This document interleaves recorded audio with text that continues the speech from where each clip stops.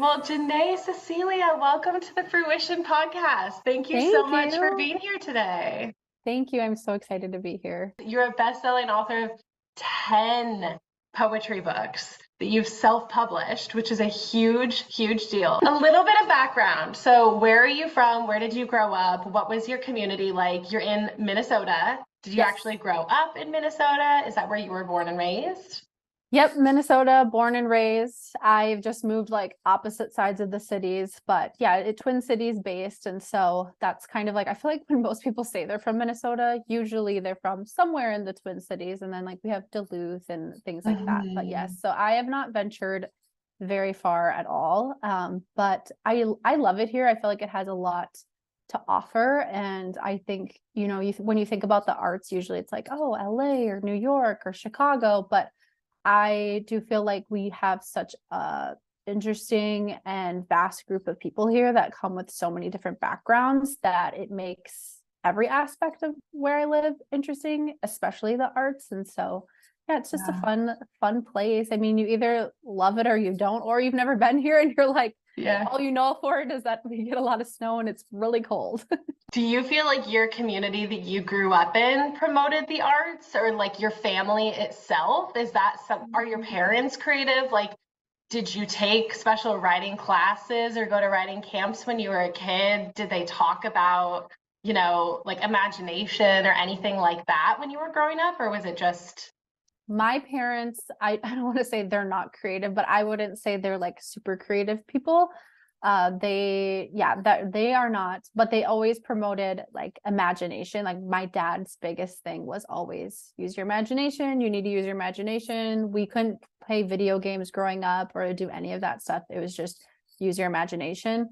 My mom's parents, so my grandma and grandpa were very creative people. My grandmother was a amazing painter. She painted the wow. most beautiful landscapes. She'd paint people. She was extremely talented. She was an oil painter. And my grandpa, her husband, was an extremely talented photographer. Oh my And he gosh. would get like there's like my mom has so many newspapers from like I don't even know if it's the 60s, 70s. I'm not sure exactly when he would have photographs he would take put into the newspaper. He was just like he had a dark room in their basement. And so Whoa. both of my grandparents were extremely creative people. And I think growing up seeing my grandma be super passionate about a creative project, and that wasn't her full-time thing by any means, but she did spend so much of her time when she did have downtime painting. Yeah. And so I feel like that always inspired me to be more of a creative person, being in that environment. And I first started out really enjoying art. Art was like my big thing. I loved drawing, I loved painting. I would take every art class I could in high school. That was just like my favorite thing. And then probably mid high school, I would say, I really started taking writing seriously. Writing was also Mhm. something I was passionate about when I was younger. I was, again, very imaginative. So I'd make up stories all the time and write them out and little like short stories. And so that was something I was really passionate about. And then high school, I started writing just kind of like short quotes that I didn't really realize were poetry, but I like now looking back, it was like very poetic writing. Mm. That was something that was kind of when it kickstarted for me. Was I was constantly writing little thoughts in the sides of my notebooks and Yeah. reading books under my desk in school. I would get in trouble because I was reading instead of paying attention in science, math. I barely had just gotten by in those subjects like science, Mhm. math, all those things. I was not interested, and it just was like something where I'm like, I would rather be doing something artistic and creative. And looking back now, I wish that would have been something that was honored a little bit more by Mhm. the people around me versus seeing it as like, well, no, like you need to also be good at math and science and all of these things. And I'm You need like, to push yourself to figure it out. Yeah. yeah. And I feel like I don't have kids, but for my future kids, I would love to just be like, hey, if you have such a big passion about one specific thing, like run with it. And like the rest of it, like obviously don't fail out or like just put no effort in, but don't feel bad for putting more of your effort into something you care about. And it's okay to just get by in those subjects that aren't for you, you know? Yeah. Like, of Hmm. course, especially this day and age, I feel like so much has changed in our own generation. Like, you had to understand algebra, well, I Hmm. don't know if you really did, but I feel like they made a pretty legit case for why math or science was important in your day-to-day life once you graduated, but everything is on the internet. Hmm. Everything is on your phone. Like you really, if you aren't excelling in that area, like you genuinely might not need it that much. I totally agree with you. There has to be a Yeah. basic understanding so that you can like get through the world. And I'm Right. curious, we can talk about it later, like running your own business. How Mhm. has the math side of it played into that? Like, has that been challenging for you? But we can get to that in a second. I Yeah. just feel like I totally agree with you. Use your energy where it feels right. Hmm. And that's not encouraged at all. Who around you, was it your teachers or was it more so your family that was telling you, okay, you need to kind of step it up in this math and science area and put less effort into your writing and into your art? Yeah, wouldn't say it was necessarily my parents. It was more Mm. so just maybe even just like peers, just the pressure of I felt Mm. like I was surrounded by a lot of people doing really well in everything. Mm. I was like, well, I suck at all these things. I'm great at this. But then the thing was, is like they'd also be great at certain things I was great at. So I was like, well, if they're great at drawing, but then they also are really good at these subjects, like I should be able to get it together and be Mm. able to do well in everything. And I just couldn't. I didn't have the focus for it. I'm like such a daydreamer. So I would be in school just like I'm like my brain was constantly like creating stories in my head. Like I just could never focus in class. That was something I really, really struggled with. It's something I still struggle with is like Yeah. staying focused and staying on task. But I do feel like any creative person has that problem because your brain is always just like coming up with ideas and thinking of fun new things and just inspired by like small little things you see or something that someone says. And so it sends your train of thought kind of spiraling. So Yeah. I think Yeah. that's where I don't want to say I need like I feel like my parents recognized that I had different interests and they would just always say like just try your best. That was kind of their motto was Yeah. like as long as you're trying, we're not going to be like one of those parents hounding you for A's. But Hmm. yeah. How did you handle that struggle with comparison with the other kids around you in high school? I mean, it probably didn't land until much after high school, like the, feelings of resolve around that. But so many of us compare ourselves to, whether it's in career, what other people are doing, how much they're making, or lifestyle, how far Mhm. along they are, what their timeline looks like. Or sometimes I look at people and I just don't know how they handle all of it so much better. Like, their Yes. house is clean and they're excelling in their career and their mental health is like, they couldn't be happier. And I'm like, how are you doing all of this and you have a cute outfit on? Like what Mhm. am I missing here and how can I not just like function fully in the way that you are? Yeah, I would say in high school, I was so set on just blending in and like being unique was like not something I wanted. And it wasn't something I think standing out wasn't something I wanted either. And I didn't recognize then, but now I can look back and see that I wish I would have just gone with more of what was making me stand out and be unique versus trying to blend in with everyone. I feel like I played high school extremely safe Mm-hmm. because I was just so fearful of standing out. And I think that's what really propelled me when I started writing and becoming an author to then be like, hey, it is okay to stand out. It is okay to be doing something different. But for the first probably 6 months of publishing a book and having a book out there, I still had the mindset of, now I'm doing something that makes me stand out from everybody. And I'm worried that what everyone's saying about the fact that I wrote a book. And I'm waiting for people to tell me it's dumb, it's terrible, or why are you doing that? Or all of these things were going through my mind instead of, wow, this is such a huge moment in your life to have written a book, published it, put it out there. Not many people can say that, but instead I was just telling myself all of these things about like why someone's going to make fun of me for it, or it just downplaying what was actually going on. And so I do feel like now I'm not like that at all. I feel like I've gotten really good at not comparing myself to what other people are doing. And in fact, I try to do things that I don't see people doing, or I try to do things that make myself stand out more, make my art stand out more, and Mhm. and less of trying to be what everyone else is being. Because I feel like there's just so many people doing similar things, and that's great. But then the people that really take notice and get noticed are the ones that are doing something that just nobody's seen and nobody's really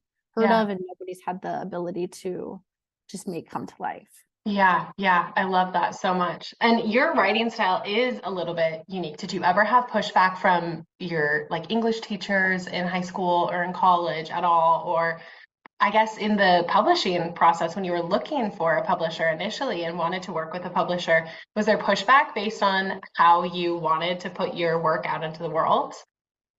I wouldn't say there was pushback. I would say that I did not do a very good job sharing my work prior to just publishing a book.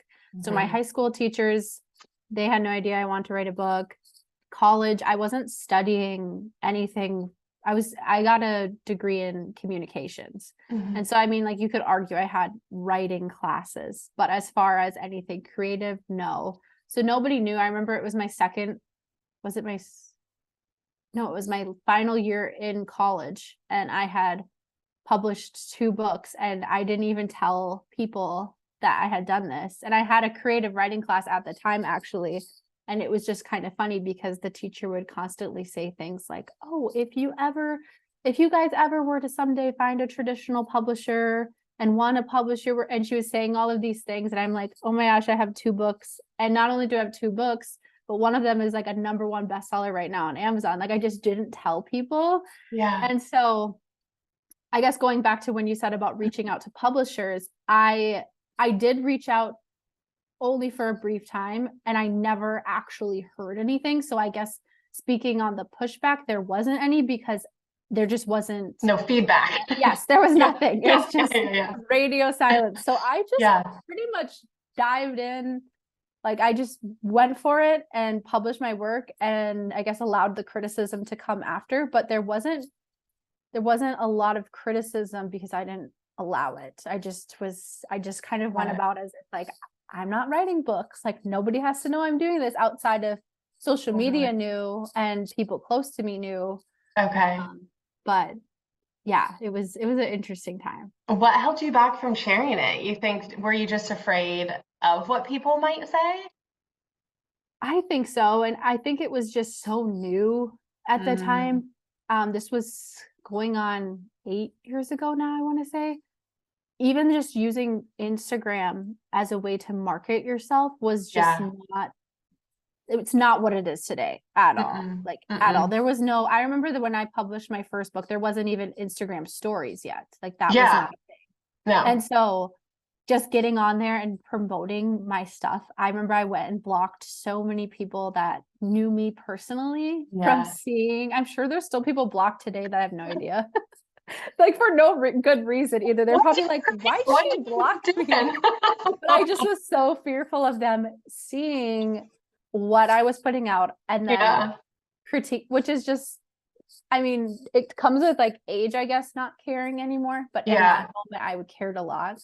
And I yeah, think I it don't comes know. with also putting yourself out there and realizing that you're safe and telling yourself that you're safe. And I actually think it's totally fair to block people and do it in a way that feels really safe to just Yeah. inch your way into it. Like if you want to take the babyest baby steps towards the goal that you're pursuing, and if that means doing it like in complete isolation and hiding yourself entirely, that's okay because eventually you'll see, okay, I took the first little step. Like you'll start opening up more. I think that's a Right. great tactic. Like if you need to block an ex or something from seeing you on Instagram stories, do it. Plenty of people out there in the world who are going to want to see your content. If you're scared to share it with the 5 people in your inner circle, like that's okay. I think that's totally fine. And I think that was the biggest thing for me is I was receiving so much positive feedback from people I didn't even know. And the people I did allow to know about it, the ones that didn't get blocked, just didn't seem to care in the way that I thought they would care, or support Totally relate to that. or support in the way that I thought they would support. And I was like, this is so confusing. I would think that people who've known me for so long, people who understand me would be supportive, and instead it was like crickets and kind of judgment in a way, which also kind of again fed into me not wanting to share about it. So that was all that made for an interesting time as well, just trying to figure that out. Yeah, which is a whole challenge in its own then, dealing with not receiving the validation from the people that you love that you fully expected. That can be a big setback for a lot of people. And I think that can actually stop a lot of people from sharing and putting themselves out there, because they normally your path is to, tell the people that are closest to you first. And if you don't get a big reaction, then you think maybe it's not that great of an idea. I've done that a million times. Yeah. It's very hard. And I think at the time I was 22, a full-time college student. I was working full-time. Wow. And publishing poetry books. And I think my relatability with my peers at the time became almost non-existent. Like we would get together and it was just very different lifestyles going on. Yeah. And I think that also played into a huge part of it. I also think it was just kind of like, this is just a phase. Jennae's just doing this for a little bit. This isn't like her full-time thing. It's just a hobby or a little like side project, which to be honest, I kind of thought that's what it was at first too. So that's fair to think that. And so it was hard to have to accept that maybe the people you thought were going to support you are not, and therefore you need to get the support from yourself more so. Like, is this something that you want to do? Is this something you're actually passionate about? Forget what everybody else is saying and all of the noise going on, and just connect back within yourself, is if this is something you want. It's a great lesson. Yeah, I think it's a really good challenge. I like what you said about not relating to your peers at the time. I think that that's something a lot of people pursuing any sort of dream struggle with at some point, whether they started a business and now they're trying to scale it and grow.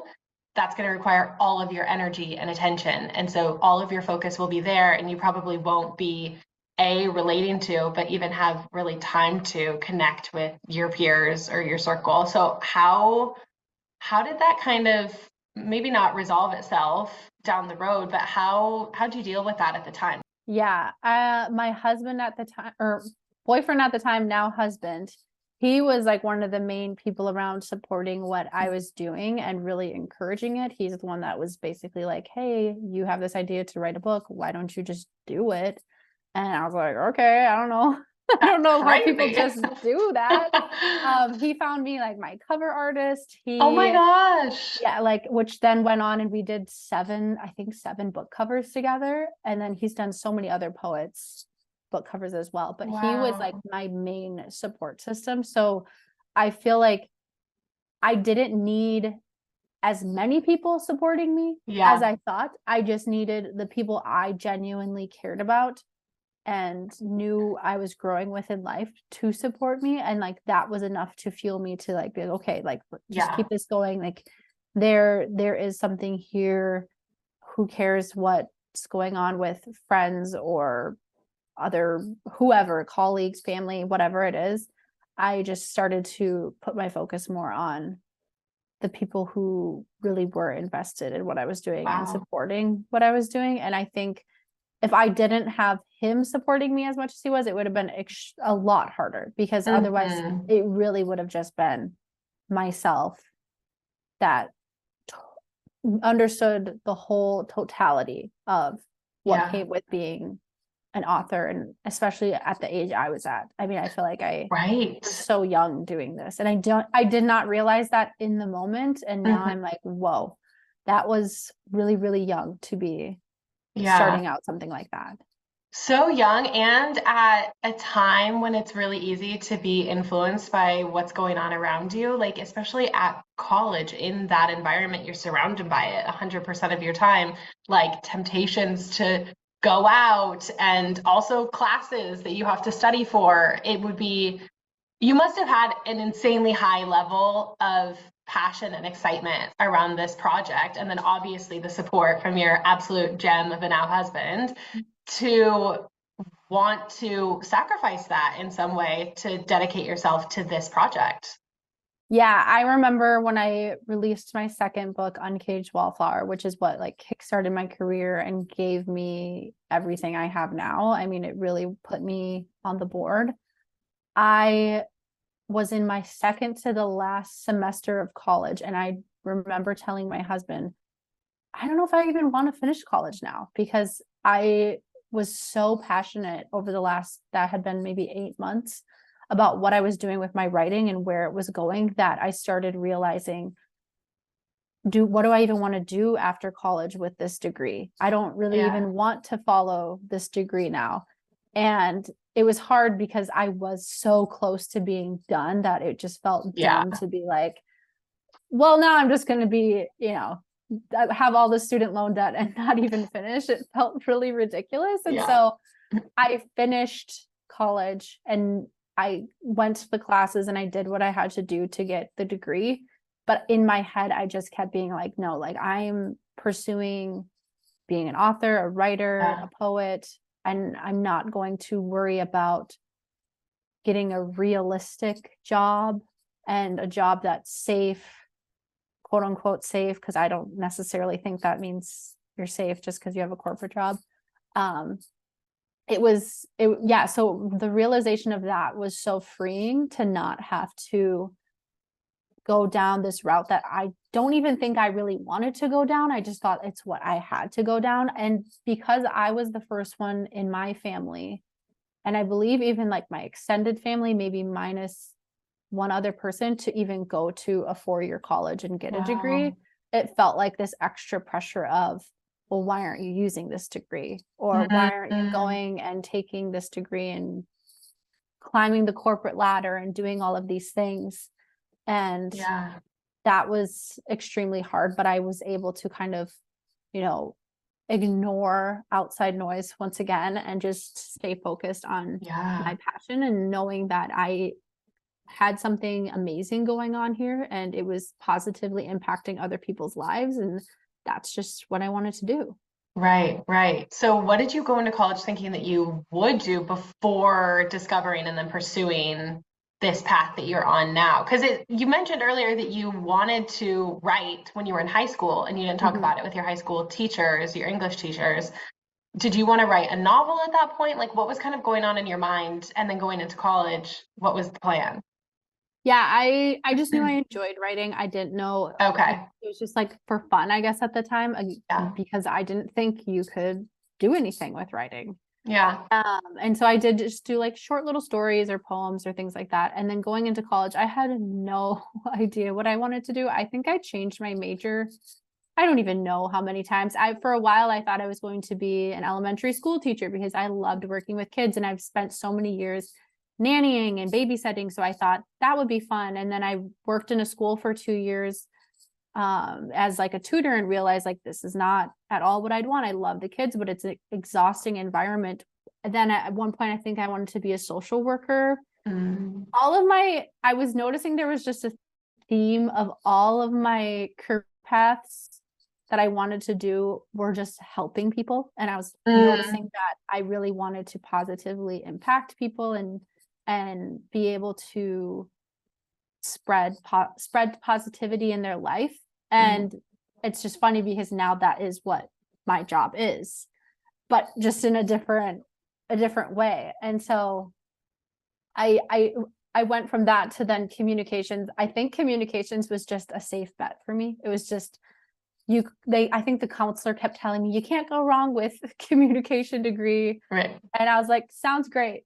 Sign me up. But the funny part of that is that's how my husband and I met, was we both changed our degrees at the same time and Oh, ended up in the same class. We just jokingly always say like, oh, our student loan debt is like the most expensive like dating app. Like that's all we got out of it was meeting each I other. love that.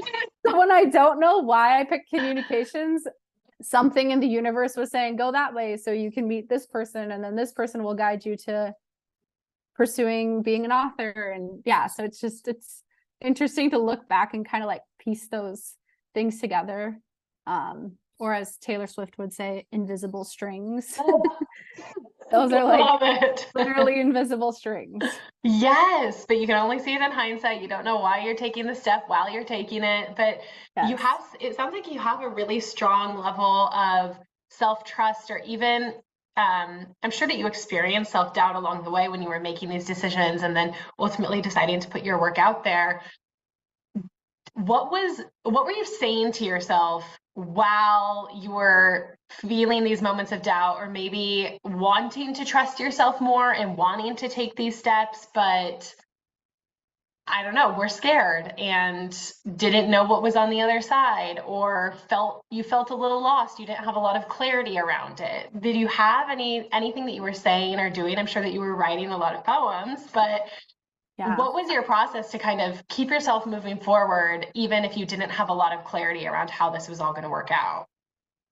Yeah, I am like super big on positive affirmations and writing down thoughts and beliefs and wants and desires. And so that's what I would do a lot of the time, is just, I think like write constantly. And I remember at one point my husband, because he's really into this too, had this prompt for me to fill in all the time about like, I want to be a best-selling author. I want to sell this many books a month. I want to impact this many people. And I would just like do that constantly.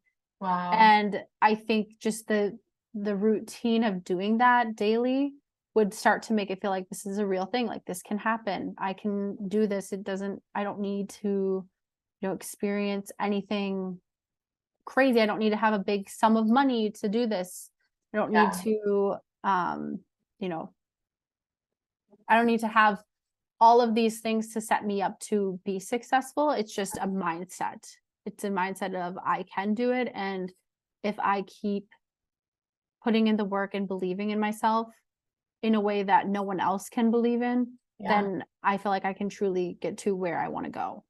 Totally, totally. Lately, I've been thinking about this, and I think it ties back to focus oftentimes. Like, that's why, manifestation works or affirmations work. I think a lot of it is focusing on a specific thing that you want, that you're genuinely wanting, desiring, that comes from a really authentic, true place inside of yourself. And then it's like when you have that at the front of your mind all the time, every day, you're writing these affirmations down, you're writing down, answering the prompt that your husband was giving you. All of a sudden, when you're on your walk later that day, little hints will drop into your mind out of nowhere that are like, maybe you meet somebody that has self-published, or did it without it costing a ton of money. Like, all of a sudden the information will start dropping into these little spaces around you, not in the moment that you're thinking about it or needing the answer ever. But is that kind of what you experience? Yeah, I would say so. I for so long have spent a lot of my life allowing my mind to go to such negative places. And being someone that is more anxious and has anxiety, everything to me for so long is worst case scenario. And I just no longer, I still have moments, but I no longer allow myself to go into these rabbit holes of thinking all of these negative things, or thinking, why am I doing well as an author, or why are people interested in my books? Like, I'm just a normal person. I'm not anybody special. Like, I would just constantly say those things to myself. And it became one of the things, like, I was just realized, like, what good is it doing for me to constantly say, like, why would people read my books? Or because then I'm all of a sudden my book sales are going to reflect that thought process. Totally. It's going to become less book sales, less people interested in my writing, less people reaching out to me about my writing, because I'm starting to create this narrative out into the universe of why me, or I don't deserve this, and all of these things. And I just realized, no, like, I do deserve this. I put in a lot of work. I put in a lot of effort. I am extremely passionate about it. And that's just kind of where my mind has gone from now. Totally. So it's an active practice. Yeah. And it's hard. I mean, it's not something that you can just like, no. like just be like, okay, and I'm going to feel great today and say all these positive things. I feel like it's harder to maintain saying positive things about yourself and what you're doing than the opposite. Absolutely. I completely agree. And what I love about your writing and your poetry is that it doesn't feel, at times in the past, poetry has felt to me a little elitist, to be totally honest. Like it feels like super well constructed, like there's hidden riddles and meanings that I'm just like maybe not picking up on. Like it kind of makes me feel stupid sometimes. I don't know if you've ever had that experience, but it can be really dark. Like you can tell that this person is like tortured, and they can produce something really beautiful from that, and that's wonderful. But sometimes poetry just feels a little, I don't know, it just feels separate. Like I haven't been able to connect to it super well. And what I love about your writing is it is poetry, and it's affirmations, and it's reflections, and it's musings. It's not just a straightforward, book of haikus, or it doesn't all follow the same rhythm. Like I can really feel you in it, and that helps me connect to it because I'm talking to you. Like I feel like I'm getting kind of a pep talk from my actual friend who gets it and who's been there and is just sharing words with me that are beautifully written, obviously, but I can feel you in it so much.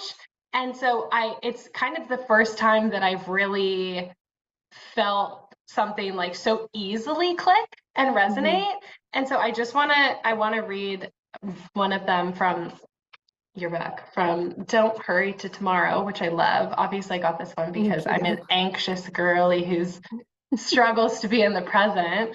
Okay. So it says, maybe you're afraid that this is all you'll ever be, but I hope you know that there are so many hopeful sunrises and rainbows willing to show you that beauty can come from the dreariest of times. I hope you know that this isn't the end of you, and for you. You have so much yet to come. You're so much more than what you've convinced yourself that you are. I love that so much. Thank you. It just feels like, obviously it's beautifully written poetry, but these are words that I can like really hold on to in my day to day. It feels like it is a combination of a reflection of your own process of how you have retrained yourself to focus more so on those positive thoughts. So at the very beginning of the book, you write a note to the reader. You say, "Dear reader, do you live in the past or the future more than the present moment?" Yes. For a long time, I did too. I dwelled on the past and worried about the future. I wouldn't take notice of the little moments. Worry filled my body more than calmness ever did. So I started meditating on the phrase, "Don't hurry to tomorrow," which is where we are now. I hope this book brings you peace and calmness on your journey to live a little more in the present. And I love your words. They feel so soothing to me. And I really, again, feel that connection. But it is just these like gentle little hints and reminders and musings almost that we're kind of all in this together, that it is hard, but just focus on the little things, like start small, and there's always something positive or bright to look at. So obviously you just shared with us kind of how you developed that in your own brain to focus on those things through your affirmations and through writing beautiful work like this. I'm curious how you put that into writing. Like, how do you translate that into your work? What's your process? Do you have a thought and then jot it down? Do you have to kind of like work through an emotion yourself and then this is your resolution of it? Like, how does that relate? How do these come out of your day-to-day life? Good question. I'm like, when people always ask me that, they're like, do you just sit down every day and like write out your poetry. I'm like, I wish like writing poetry was as easy as like answering an email or I know. I'm like, I wish it would come out of me like that. Yeah. Yeah, it has been something that I've had to exercise so much over the years. And my ability to write poetry quicker, more efficiently, in a way that I enjoy writing more has taken so much time. I think that one of the biggest things is I try to write for myself and not necessarily for what other people need to hear, but it always ends up being what other people also need to hear. Most of my poems especially in Don't Hurry to Tomorrow, which is what you just read from, are just so directed at me. I'm like, come on, girl, get it together. Let's go. Like, what do you need to remember what do you need to remember certain things or phrases, or what do you need throughout your daily life? And it's just Mhm. always so interesting to me, even the most specific of poems, how many people reach out and be like, I related so much to this poem and here's the reasons why. I'm like, whoa. Like, I wasn't even in the headspace of thinking that that's what that poem could relate to, but somehow they've been able to take what's going on in their life and then read that poem and combine it together. And I just think that's so beautiful that helped them, even though what I maybe was writing about was completely unrelated for what they took it as. And so that always fuels me to like keep writing more and keep writing from an authentic place and not from a place of, well, what do I think is trendy or what do I think will do well on the internet? And, there are times where I do think about that. Like, there is moments where I'm like, okay, what would do well on social media or what wouldn't do well or what would people enjoy? Because I feel like the main thing I've noticed is people don't necessarily have an appreciation on the internet for long format poetry. Everything is just so fast paced, like quick, like they don't want more Yeah. than a sentence or two. So that has changed how I share my poetry on the internet, but it hasn't changed how I write my poetry. I feel Mhm. like people don't realize how many of my books have longer poems in them because I don't always share those poems, or I only share a piece of the poem because people on the internet tend to not want to read something that's long. Yeah. It's like on their screen for longer than 10 seconds. It's like, got to get to the next thing. Even just like with TikTok and stuff, I've really been trying to figure out how to share my poetry on there in a different way. And I just stumbled the other day on a video where the guy said, most people don't stay on a video longer than 3 seconds. So you have to win them over within 3 seconds. And I went and looked at the analytics of my post. I'm like, oh my gosh, like people were dropping out after 2 seconds. I'm like, what Yeah. do I like? Do I just need to post one word? They're like, Yeah. here's your word. Um, but so that's also fueled me to not write for those instances because I just know that is something I just can't achieve. I can't Right. shorten poetry any more than it already is. But going back to what you were saying about kind of like the darker poetry or the poetry that you don't quite understand, that has always been something that even I struggle with. I feel like for me, there's plenty of poetry that I could read and I'm like, I have no clue what this means. Like, it is over my head and beyond. And then as a poet, I feel dumb because people are like, well, don't you know this poem by this person? And it's like an iconic piece that like you should know. And I'm like, I don't even know what that means. Truly, I don't know what that means. Yeah. And I always wanted to write things that, for the most part, when someone reads it, they can understand. What I love is your writing is so true to you. Like you said, you're not trying to write for anybody. These are things that are coming up and you're dealing with in your own life. And so I'm curious to hear too, how have you felt comfortable sharing that so openly? And I mean, you've written 10 poetry books now, so you've obviously put it all out there.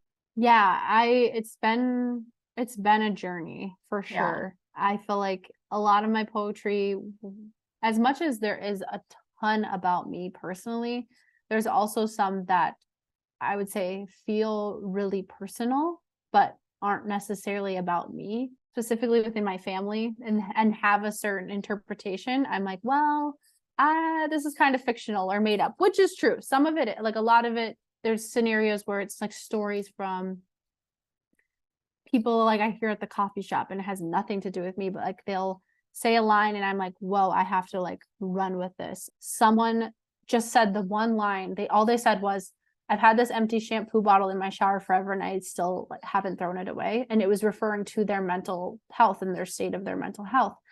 And I just remember hearing that line and I instantly sat down and was like, I need to write a poem about this. And it has become one of my most shared poems. Wow. I remember the first time I ever shared it, it like blew up on Instagram. And I just love that poem because every time someone shares it and they have a connection to it, I just think of this girl and I have no idea who this girl is. It's just this random girl who was talking about her empty shampoo bottles. I'm like, wow, like that's just like where I get excited. Like I love moments like those where I can write from a place of being inspired by other people and their stories and things going on. And they have no idea that I even took something so small in their life and made some piece of art out of it. Yeah. But it is hard when the poem, excuse me, when the poem is about me to then share it and wonder what people are going to think or how they are going to interpret it. It's been challenging, but as the years have gone on and I've written book after book, it's gotten a lot easier to not have to worry so much about that. I think in the past, that would have set me back a lot from writing true, authentic thoughts. I would have just been writing strictly from a place of safety. And I've recently not allowed myself to do that. I wrote a book in 2022 called Healing for No One But Me. And it is probably some of my most raw and honest writing. And it comes from a place of having to heal from certain things going on in my life that felt out of control. And I wrote this book, I'm not even kidding. I think the whole thing came together within like 2 months. Like I made the cover, I had the title, like it all came to me in like a one night moment where it's like I was supposed to be releasing a different book and I just totally scratched the book. I will never forget, my cover artist sent me the cover art and I said it was for something completely different. I just was like, I'm actually going a different route. And it was the first cover I designed by myself, the title, the whole book. I had it out within just a couple months, my most raw writing. And it's now my top selling book right now. It's been selling better than any of my other books for over a year now. And it's just so wild to me because people keep messaging me saying how raw and authentic and how much they relate to it. And that book is what continues to inspire me to write from a true experience in my life, because I've seen what being honest and vulnerable can do. And so that book is just like forever will probably be one of my favorite books just for that fact. Yeah. Do you have a favorite poem from that book? Yeah. Let me pull one up quick. I totally feel that though, that like when you start to intellectualize your feelings or your process or what you're going through and create something from that place, that's where the disconnection comes in. Like you keep it simple. It's just your genuine struggle. Like the shampoo bottle is such a perfect example because immediately everyone knows what that feels like.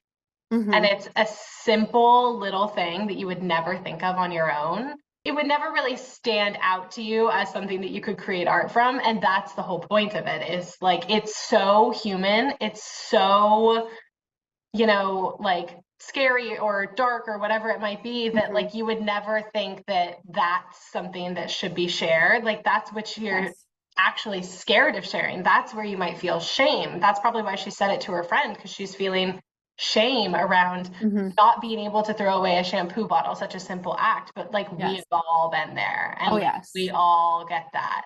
100%. Okay, so I pulled up one. This is one of my favorites. It says, I am not the same person I was last year or the year before. And while that might seem scary because people stop recognizing me for who I once was, I remember that who I am changing into now is someone I always dreamed of. I love that.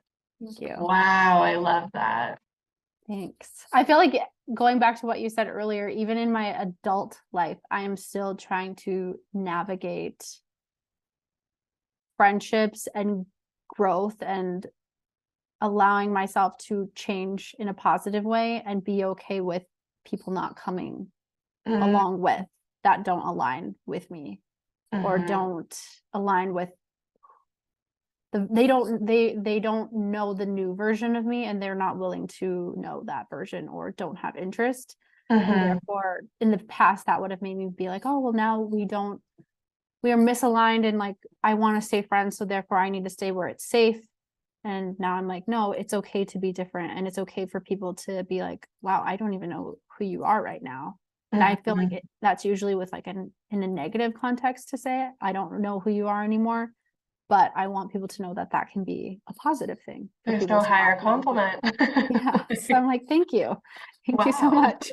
growing so fast. Yes. I hope I'm not the same as 10 years ago. I know, I know. I love that. I'm curious though, that's probably something that's an ongoing struggle for. I know a lot of the things that I deal with, I think I might have resolved at one point, and then it comes up in another area of my life. And I'm like, oh, here's another layer I need to peel back. Oh, that connects to that thing that I thought I had already kind of squashed. Do you ever, do you wait to write about something until it's like fully resolved? Or are you free and open to write about it in the moment? And is there ever a piece of you that's like, I wrote this poem that ended on a positive note that has a feeling of hope to it, or positivity or optimism, but maybe it's not fully resolved for you? Like, have you ever dealt with that emotion of like, I'm putting this out there as if maybe I've faced it or overcome it, but I'm still working with it? Yeah. My book, Don't Hurry to Tomorrow, about being present and living in the moment, it is something I'm not great at. I try my best, and I feel like that's why I really wanted to write the book, was reminders for myself to be more present and live in the moment. And so it is something that I am still working on. I feel like I'll always be working on. I don't think there's ever a moment in my life where I'm like, yep, I'm always living in the present moment and I'm never thinking of the past or the future. I don't even know if that's possible, but I do think reminding myself in little moments, like, okay, enjoy this moment more, or pay attention in this moment more, or put your phone down during these situations. One of the poems I remember from that book, and I don't know, I'm not great. I don't remember all my poems by heart. I don't know how some people do it, but one of them specifically talks about saving things to your Pinterest board that you want to do. Like you want to bake this, or you want to go see this place, or you want to wear this outfit or do this experience or all these things, but you never actually do them, but you just continue to like consume the idea of doing these things and being these things. And I've really tried to actually make things happen now. I've really tried to take what I have on my Pinterest boards and be like, hey, these are clearly things you have interest in. What does that look like, and how can you make that happen in your daily life? And I feel like that to me has brought me to be a more present person when I'm doing those things, like baking or cooking, or recently I've gotten back into painting, and taking time where, even if it's just like, I think right now my goal is just 30 minutes of painting a week, just to like say I've done it and I'm getting down there and doing something creative outside of just scrolling on my phone. Little moments like that. But again, it's just still such a work in progress that I feel like I don't want anyone that's ever reading my books to think that I have it all figured out. I feel like all my titles are taught, like I have one like I Am More Than My Nightmares, which the book talks all about like anxiety, and like that's still something that I struggle with. Or The Sun Will Rise or So Will We. It's like a very positive, like everything is going to be great and better. But at the same time, I do know that these are like the ebbs and flow of life. Yeah. Things aren't great, and things aren't seeming like they're going to get better. But just having these little reminders for myself that I can go back on, and then also know that other people can look at. It's just yeah, it means a lot to me. It's actually brilliant on your part because if you're like, I'm not present today, go and open up your own book and find a nice Like, get little it reminder together, for girl. yourself. Feeling a little anxiety today, pick up your other book, give yourself a It's little reminder. I love it's that. true. It's really true though. I feel like that has been such a blessing for me. Yeah, yeah. I want to talk a little bit about your business of how you've supported yourself through this career and built up a following and decided to self-publish. You mentioned a few minutes ago that you didn't receive any responses from publishers. Mhm, That didn't stop you though, obviously. There might have been some feelings of doubt maybe mhm. that came with that or questioning like is my writing any good? I don't know. What was the thought process there and how did you actually make self-publishing happen? Like Yeah. logistically. It was hard at first. It was definitely a struggle. I didn't even know much about the traditional publishing route. I tried reaching out to like a few agents and a few publishers and just wasn't going anywhere. And I was getting extremely antsy. I didn't want to keep waiting to hear a response. And so I remember there was a poet at the time who had self-published a book, and I was just like, well, how did they do it? And at the bottom of every Amazon page, it'll tell you who the publisher of the book is. So I was looking on there to see what she used or what it said in place of a publisher because I knew she didn't have one. And it said something like create space independent publishing or something like that. Looked that up and you could basically go on there, createspace.com, now bought out by Amazon. So it's called Amazon KDP. Of They bought course. it out just so nobody goes like Googling it before like they Yeah. hear that part. But yeah, Yeah. so I went and I just saw that you had to upload a file for the book. You had to upload a file for the cover. And then once you hit submit and it's approved, it would be up on Amazon. Wait, And what? yep. And then from there, Amazon handled all the shipping and everything. So I was like, this seems like a no-brainer. Like, So they why? put it into a book form? Like Yep. they bind the book. Oh my God. Yes. What? Yeah, so I don't deal with any shipping or anything like that. I couldn't even My imagine doing gosh. that. That would be a lot. So they take the book and they take the files, and then every time someone orders a book from them, it's print on demand. So it gets printed and sent to their Right. house. But it's printed pretty quick because it's Genius. included in with Amazon Prime. So people get Yeah. it within like it's not like it takes months and months and months or anything. So yeah, it's print on demand system. And I was like, this seems like a no-brainer. You didn't have to pay anything to Amazon or to the self-publishing service at the time. There was no upfront costs. It was just whatever you had to pay to get, like, for instance, like I hired my book designer, so Right. therefore I paid for that. Or I hired editors, so I paid for that. But the service as a whole, there's not like a monthly fee or anything. All they do is they take a percentage of the books, like what it costs to print. Right. Is And it a big percentage? You don't have to tell us if that's no, to be okay. fair, not really, because I mean, I'm very transparent. So I'll say Yeah. exactly what it is so people know. Yeah. If I have a book, like one of mine is listed at $5.50, Yeah. they take, I don't know what the percentage is, but I want to say I make close to $2, if not a little bit more Okay. of that $5.50. However, to put it in perspective, if I was to traditionally publish my book and my book was $20, which is usually what a traditional publisher would want a poetry book at, it's Yeah. about $15 to $20, I would still probably get that same $2 because the Wow. percentage taken by them is much higher because you have to think you're paying Oh my for gosh. all of these other people that are a part of this book process. So there is a lot of money taken out when you do traditionally publish.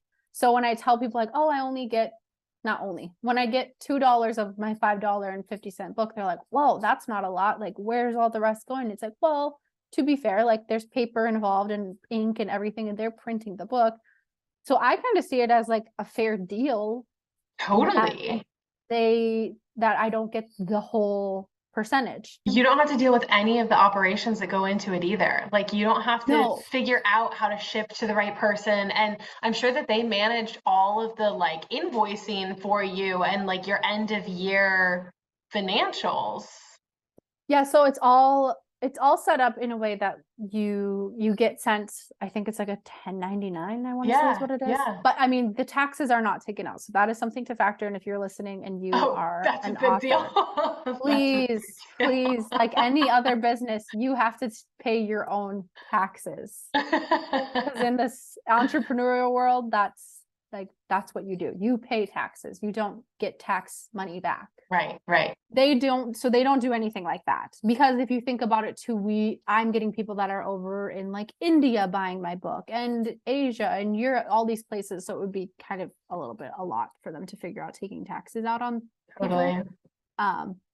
But also a headache for you to figure out how to get it to that person, and then like variable shipping costs, et cetera, et cetera. Like you don't have to deal with right. any of that. No, That's which is incredible. the same goes for, like, I think you can buy my book, or not think, you can buy my book through barnesandnoble.com and Okay. other websites, and it's the same method. It's just print on demand. So Wow. they allow you to be linked to other book distributors as well. It's not That's just so Amazon, cool. but typically when people go to buy a book, they go to Amazon. Right, right. And what you did have to do is build up enough of a following to generate sales realistically. So what did that process look like for you? Because you started in college back when there wasn't much social media. I was literally my Instagram from when I was in college.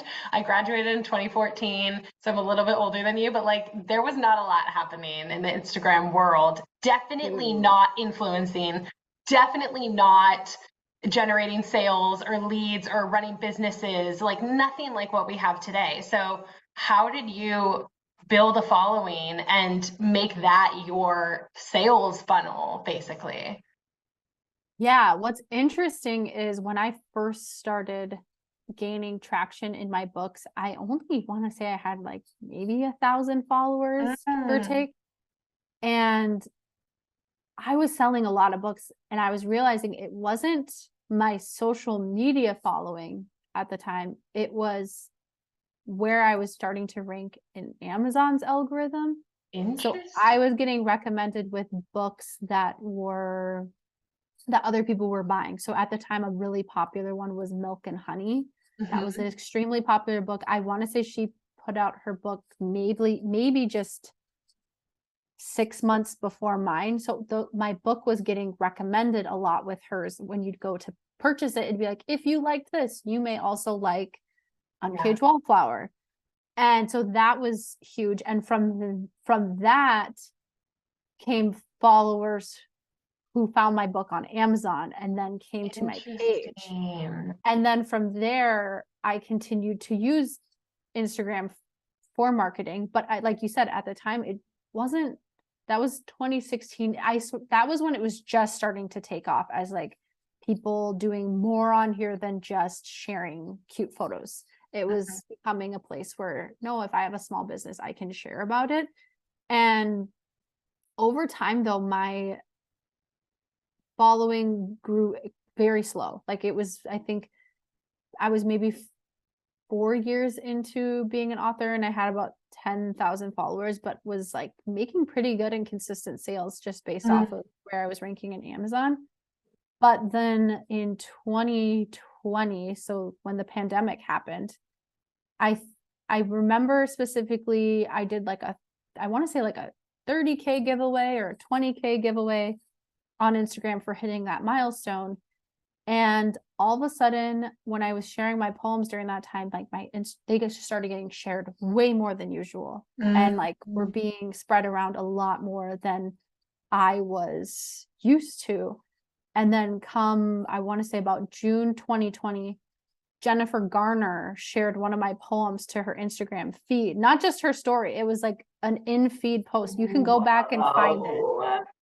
And it That's a tagged big me in it. deal. Yeah, she tagged me in it, and I remember at first I thought it was just like a spam account, because it's just like it's Jennifer Garner. So I'm not thinking like she's reading my poetry. Yeah.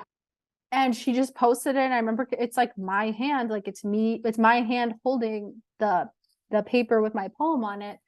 And so many people came from that post. Like it was Wow. insane. Like I think I went from my 20K to 60K in just a couple months. And with Oh my that gosh. came so many book sales. And at the time I had just was about a month away from releasing my book, The Sun Will Rise and So Will We, which was a book that I wrote, a collection of poems that I gave to people during quarantine, of things they needed to hear during that time. And so the whole book is composed of poems that were custom for people. And that book just blew up. Like, I was not expecting it to do as well as it was doing, because to be transparent, I was kind of in a lull in my career of, I was doing well and my books were doing well, but I hadn't had a book do as amazing as my second book had done. And I just felt like I was constantly trying to compete with that book and write a book that could do just as well, if not better than that book did. And yeah, it was crazy, because then that book is what blew up. It went insanity. And then from there, my social media caught up. And now I feel like it is in a place where I am getting sales because of my Instagram following, but it was definitely not always that way. Right. That's so interesting. And in our conversation, you said that you've reached a place where you kind of feel like it's good. Like, you don't want to put a lot of extra effort into growing your audience and just allow it to organically evolve as it's going to. Is that a conscious decision that you kind of thought about? Like, okay, I have enough now. Yeah. I mean, I'm always, excuse me, I'm always welcoming in more people, and I would love more people to read my work and find my words. But I do think for a while, and anyone that's tried to grow a social media account would feel this, is you're just trying to grow and get to a next place. And I just want to honor and serve the people that are already there, interested in my work. So lately what I've been doing is asking people once a month in my stories, who needs a custom poem, or who would like a poem about something, like send me a message, and trying to connect more with the people I have versus constantly seeking out new people. Because I have some people who have been with me the whole time, or a lot of the time, and it's crazy to me that they've been able to see that whole journey. And I just want to keep them in mind when I'm writing things and putting it out there, and not always thinking like, I'm like, oh, well, would this person that's been here since 2016 enjoy this poem, versus how can I constantly continue to seek out more people? Right. Totally. I love that. I love that. Okay, so wrapping up a bit, how does it feel to actually be in your result of being a best-selling author, impacting people like you wrote in your affirmations and in response to the prompt that your husband gave you, like you're really living in your result. How does that feel? Yeah, it feels really great. I don't know if I don't want to say I ever doubted being able to do this, but I will say, when all statistics and phrases you hear are against you about the success of being an author, and especially the success of being a self-published author. I mean, I recently just looked again to make sure I was accurate in this, but they said 90% of self-published books never sell more than 100 copies. And to me, I'm like, the fact that most days I sell more than 100 copies just like really hits home with me, and reminds me that like what I'm doing is special, and the fact that I'm able to do this and impact that many people, and remembering that every book sale is a person buying this and being impacted by my words. Like, it feels, I don't ever know if I like thought I could get to this place where I was able to do this full time and have this be my full-time career, but being a poet and writing books and being an author has just continued to open so many other doors, that it's not just books that are helping me make an income. It's a whole business. Like, I have a whole identity and things beyond just writing now that I didn't even imagine I would have years prior. And so what's that starting to look like? I know that you've done speaking engagements before, and so how do you want to evolve your business and your own personal brand? Yeah, I've done a lot of speaking engagements, which if you would have told me that in high school, I absolutely hated public speaking. Like, I would get to the point where I like would get myself so sick having to think about speaking in front of people. And so now the fact that I do that is just hilarious to me.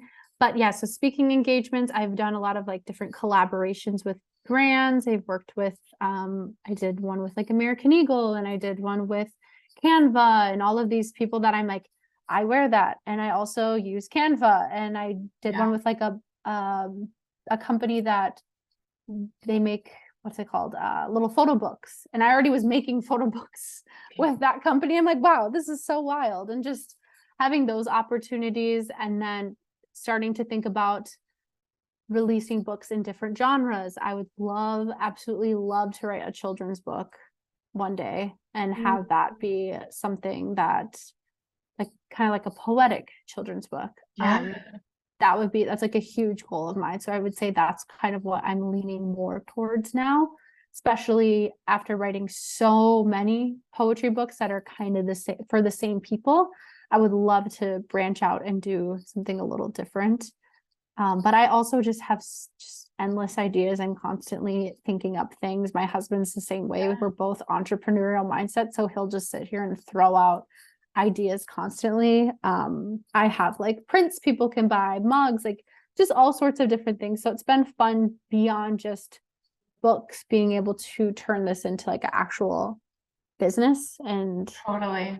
I wouldn't have thought that was possible. I would have thought I'm just like writing my books and Yeah, that's so incredible. Yeah. Okay, so my You. final question, it's a two-parter. The first is, what's a resource that has impacted you along your journey? And then the other question is, thinking back to that version of yourself who didn't want to share with anybody that she wanted to be a writer and that you were self-publishing books, what's a piece of advice that you have for somebody who maybe is in that place, doesn't really have a lot of clarity of what this all could be, where this all could go, and feels a little bit lost, but has this thing that they love and wants to dedicate more energy to it? My main thing that's always just been by my side is just like, it sounds so simple and dumb, but just having a journal and notebook and the ability to Love that. appreciate written words still, and not always typing it on my computer or typing it on my phone. I feel like so many of my best poems have always come from keeping a journal close and always like keeping a pen with me and always jotting down ideas. I just feel like I just never want that to like go away. Also, music. I am so impacted by hearing like lyrical words. Like if I can listen to like different albums and get inspired, like if I'm in a writer's block, like just hearing how, because it is very similar. I mean, it's poetic. Like songs are very poetic. It goes hand in hand. Which, going off of what we just said, that's another thing I'm trying to get into is songwriting, actually. Going back, listening to music is also just such a big thing for me. So I feel like as long as I have a notebook and some music, I can keep doing what I love.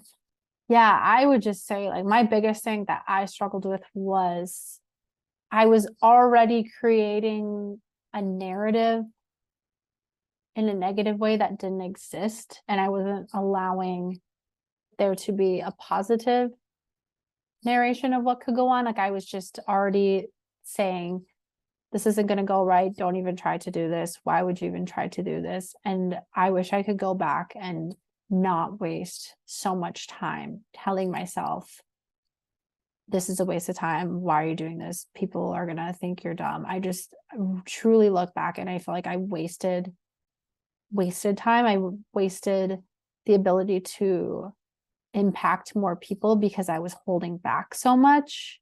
I wish I would have been like more honest in my writing in certain aspects and not been so afraid to just be authentically who I am. And I just feel like even now, like I'm 29 going to be 30, I feel like I'm just now coming into my own. Like I'm just now figuring out my style and what I like.